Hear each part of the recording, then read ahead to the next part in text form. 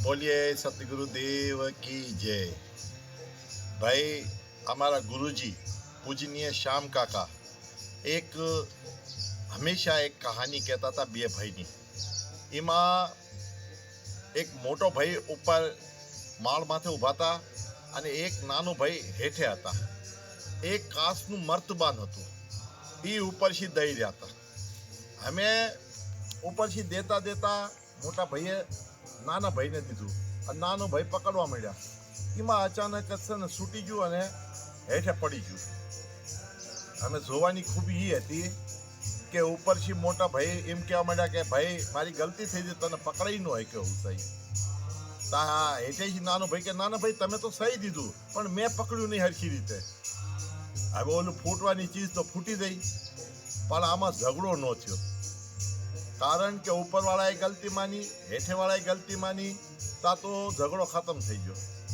પણ મેઇન વસ્તુ એ થઈ કે જેટલી જગ્યાએ એવા માણસો હોય છે કે ઉપરવાળો કે હે ભાઈ તને મેં દીધું તે હરખી રીતે પકડ્યું છે એમ નહીં, તો ઓલે કે ભાઈ તમે હરખી રીતે પકડાયું નહીં.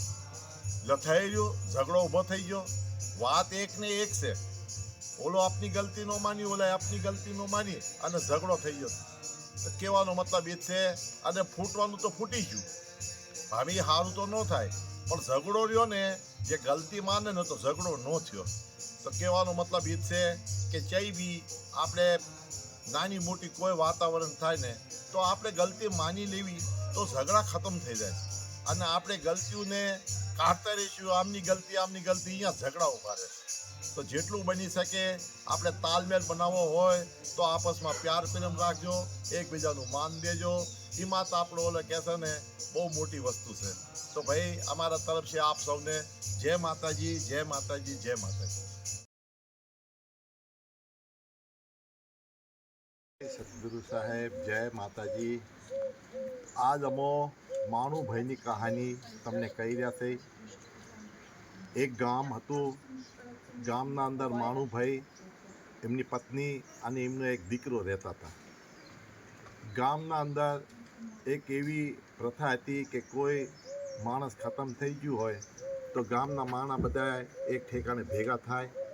એના બાદ પછી આગેથી જે માણસો આવ્યા હોય એ માણસોને એક જણા હાથ ઝાડીને લઈ જાય અને કે ભાઈ હાલો આજ અમારા ઘેરે સમજો, ઓલા કે અમારા ઘેરે સમજો. આવી રીતે એ ગામની પ્રથા હતી. માણુભાઈ જે રહ્યા ને એ બહુ ગરીબ માણસ હતા અને માણુભાઈ બધાએ એક માણસોને લઈ જાય રહ્યા ગામડાવાળા. તો માણુભાઈ શી રહેવાનું નહીં. એમને બી એક શેઠ જેવા માણસ હતા. એ શેઠનો હાથ ઝાલ્યો અને કે હાલો શેઠજી તમે મારા ઘેરે હાલો, આજ મારા ઘેરે તમે સમજો તો સારું લાગશે.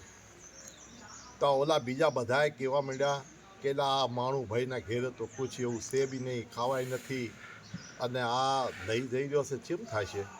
કે માણુભાઈ એમ કરો, એ અમે લઈ જઈશું, તમે કહેશે ચિંતા ન કરો. કે ના ના લે કોઈ વાત છે, મારું બી મન થાય છે કે હું લઈ જાઉં. એમ કરીને અને એ શેઠનો હાથ ઝાડીને લઈ ગયા. ઘર આવવાના પહેલાં હાથ પાડ્યો કે સાંભળો છો, આ આપણે મહેમાન આવ્યા છે, એમના જમવાની તૈયારી કરો. ત્યાં તો એમની ધર્મપત્ની હતા ને, એમની આંખમાંથી આવણા હાલ્યા ગયા. ખાવાનો એક દાણો નહીં ઘરમાં. પણ એમના ધણીએ જે એક હાથ પાડ્યો ને, પણ એ ઓલા કહેશે ને બહુ એટલે કે સમજદાર વહુ ઘરના પત્ની હોય, ઘરના માણસો હોય, તો એ જે રહ્યા ને એ પાસે આપણા ધણીની વાતને કાપે નહીં. હા હા આવો આવો આવો કે લે ભાઈ પાસે બેવરાવ્યા, પથાર્યું અને કે લાવો ભાઈ. પછી આ શું કે હવે હું શું કરું કે એક થાળી લીધી, થાળીના મેં થોડીક નમક મૂક્યું અને એક પાણીનો ગ્લાસ એ લાવી કરીને અને મેકી દીધી ભાઈ ઓલા શેઠના સામે કે આલો આ મારું જે બી છે આને સ્વીકારજો. લો ભાઈ શેઠે આમ જોયું ને થાળીમાં નમક અને પાણીનો ગ્લાસ અને કે આ હા હા હા આ માણસ પાસે કુછ બી નથી અને આ મારો હાથ ઝાલીને લાવ્યો. આને કઈ મનના અંદર એ શંકા નહીં થઈ હોય કે મારી જેટલી બેઇજ્જતી થશે, જેટલી મારી ઓલી વાતું થશે, પણ આના મનના અંદર જે ભાવ, આના સંસ્કાર, વાહ ભાઈ વાહ, વાહ ભાઈ વાહ. લ્યો ભાઈ, એ તો એવો ખુશ થઈ ગયો ભાઈ. એને તો એક મીઠાની આમ લીધી સપટી, મોઢામાં મેકી, એના બાદ પછી છે ને પાણીનો ગ્લાસ લીધો અને ભાઈ 2-3 વાળી પાણીના ગ્લાસ પીધા, થોડી સપટી લીધી અને કે વાહ ભાઈ વાહ, વાનું ભાઈ હે ભારે મજા આવી જાય. લ્યો ભાઈ હાલો અમે જાવી કેસ. પણ એના મનમાં એક વાત થવા માંડી કે આવા સંસ્કારી માણા, આવા સમજદાર ડાયા માણા, હવે હું મારા પાસે આટલો રૂપિયો પૈસો છે, જો હું આને દઈશ તો આનો તો એ ઋણી બની જશે મારો. મારે આને ઋણી નથી બનાવવો કે મારે જેટલું બની શકે ને. મારી દીકરી એક છે તો કે માનુભાઈ હે તમારું પરિવારમાં કોણ કોણ છે? કે છે એક મારો દીકરો છે જવાન અને એક આ મારી પત્ની છે. સારું સારું કે કઈ વાત ન વાંધો નહીં. અને કે જો અમે હું આને મારી દીકરી દઉં અને પછી આને ક્રિયાવરમાં ભલે જેટલું મરજી દઉં તો પછી આ ના નહીં પાડે કે. લે એમ વિચાર કરી શેઠજી હાલ્યા પાસે સોરે બેઠા. પછી સોરે બધા બેવરાઈને કહે છે ભાઈ મારી વાત સાંભળો, આ સમો તો બહુ દુઃખનો છે પણ તોય મારી શી રહેવાતું નથી. મારે એક વાત કરવી છે કે. હા કરો કરો કે શેઠજી. કે આ માણુભાઈને હું પૂછું છું, માણુભાઈ તમારે કેટલા દીકરા છે? કે મારો એક દીકરો છે. કે છે તમારા દીકરાને હું મારી એક દીકરી પરણાવવા ચાહું છું કે જો તમે સ્વીકારો કરો તો. તા કે છે ભાઈ હું છીમ ના પાડું કે છે. ઓલા બધા ગામવાળાને એમ થયું કે આ માણુભાઈએ શું આને ખવડાવ્યું ભાઈ અને શું આને સેવા કરી કે આ શેઠ આખી એની દીકરી દેવા માંડ્યો. પણ ભાઈ આ તો એક વાત એવી છે કે માણસના સંસ્કાર, માણસની સમજદારી, એમની ગહેરાઈની જ્ઞાન આ માણસ કદર કરે છે. અને કે હવે હું આને કહેશે ગાડા ભરીને કહેશે રૂપિયા દઉં પૈસા દઉં તો અમે કોઈ વાતનો વાંધો નહીં થાય કે. અને એને છે ને પછી એ રિશ્તો પક્કો કર્યો. તે કહેવાનો મતલબ એ જ છે ભાઈ કે માણસ પાસે ભલે કુછ બી ન હોય પણ આપણા સંસ્કાર, આપણા મોટિયારે જે આપણને દીધા છે એ કોદી આપણે ન મેકવું. માણા એની વેલ્યુ થાય છે, રૂપિયાની વેલ્યુ નથી. પણ સારા સંસ્કાર, સારી સમજદારી, સારી જ્ઞાન આ બધી હશે તો એની વેલ્યુ થાય છે. તો ભાઈ આજ જે વાત રહી એના અંદર એટલું જ કહેવાનું છે કે જેટલું બની શકે ભલે રૂપિયા પૈસા ન હોય પણ આપણું જ્ઞાન ને સમજદારી અને સંસ્કાર એને વાપરવા જરૂરી છે. બોલ સત્યગુરુ દેવ કી જય. બોલીએ સતગુરુ દેવ કી જય. ભાઈ આજ અમે એક કથા સુનાવી રહ્યા છીએ તમને કહેનતા અને સુનતાની. કહેવાનો મતલબ એ છે કે સાંભળવાવાળા સારા હોય ને તો કહેવાવાળાને બહુ આનંદ આવે છે ભાઈ. તો કહેવાનો મતલબ એ છે કે આજ મારી વાત તમે સાંભળજો. હું કહેનતા છું અને તમે સુનતા છો. એ બે માણા હતા, એનું એકનું નામ હતું કહેનતા, એકનું નામ હતું સુનતા. તે કહેવાનો મતલબ એ જ છે કે જે કહેવાવાળા એટલા ભાવથી કહેતો હતો ને તો સાંભળવાવાળાને બહુ સારું લાગતું હતું. તો બે જણામને છે ને એકાંત નથી મળેલી. તો એમ કરો કે આપણે હાલો કંઈક બીજે ગામ જાવી કે. એક ગામ જ્યાં પણ એમને એકાંતનું મળી, બીજા ગામ જ્યાં પણ 4-5 ગામના બાદ એક પછી એમને એકાંતવાળી જગ્યા મળી. ગામડું હતું અને ગામડાનો એમ પણ બહાર સોરો હતો. અહીંયા એક મોટું જબર વડ હતું. વડના હેઠે એક આ બધાનો ઓટો હતો અને અહીંયા શાંતિ હતી. જો ભાઈ બેસી ગયો ઓલો માથે ઓટા માથે અને આમ પણ ઓલો હેઠે બેસી ગયો સાંભળવાવાળો. લ્યો આખીરમાં એવું થયું ભાઈ કે ઓલો કહેવાવાળો બહુ ભાવથી કહેવા માંડ્યો. કહાનીઓ વાતું ચીતું એટલા ભાવથી કહેલો ને પછી ઓલો સાંભળવાવાળા એટલા ભાવથી સાંભળે જાય રહ્યો. આખીરમાં પછી ભાઈ વાત કરતાં કરતાં ભાઈ એક દી વયો ગયો, 2 દી વયો ગયો. ઓલા માણા બધા જો કરી રહ્યા ગામડાવાળા કેટલા આ કોક માણા આવ્યા છે. એક જણો વાત કરી રહ્યો છે, એક જણો સાંભળી રહ્યો છે. પણ કહેવાનો મતલબ એ જ છે કે તો આવડા કોઈ કહેનતા સુનતા કહે છે.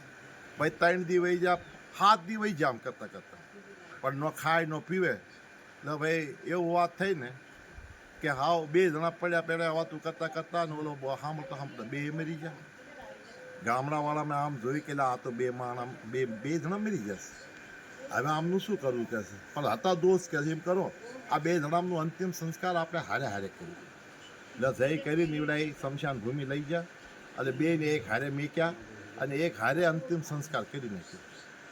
એટલે ભાઈ બીજા દી હવારમાં બે એમની પત્ની રહીને ગોતતી ગોતતી આવી એ જ ગામમાં. એટલે ભાઈ કહે છે અમારા બે ધણી હતા, બે ધણી ખોઈ ગયા કે છે. અચ્છા કહે છે, તો કહે છે ચીમ હતા, કહે છે એક કહેવા વાળો હતો ને એક સાંભળવા વાળો હતો. હા હા, એ તો હજી અહીંયા જ બેઠા હતા એક હપ્તે શીખે છે, પણ એક કહેતો મરી ગયો ને એક સાંભળતો આવતો. આ તો કહે છે ભાઈ એ બે જ્યાં ચા કહે છે બેનું એક હારે અંતિમ સંસ્કાર કરી નાખ્યું. તો કે ક્યાં ઠેકાણે? આ શમશાન ભૂમિ.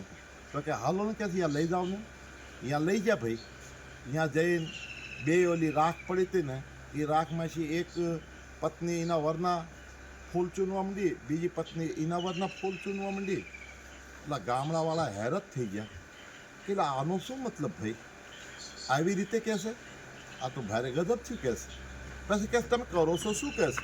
કે હું મારા વરના ફૂલ ચૂની રહીશ અને તું હું મારા વર. પણ તમને ખબર કેમ પડી કે તમારા વરના આ ફૂલ આજે હાજકા છે?